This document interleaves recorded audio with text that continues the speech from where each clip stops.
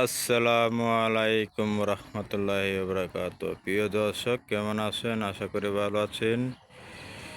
দেখতেছেন কি সুন্দর বাগান। সকালে চলে এলাম, ছাদ বাগান ঝাড়ু দিলাম, পরিষ্কার করলাম, মরা টরা পাতা পালা দিলাম,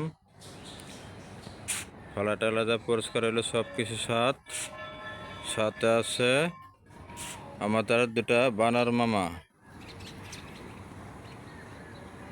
দেখতে পাচ্ছেন?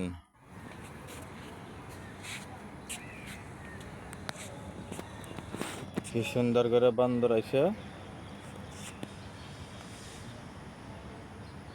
এটা চাউলের খুদ খেতেছে, চাউলের খুদ।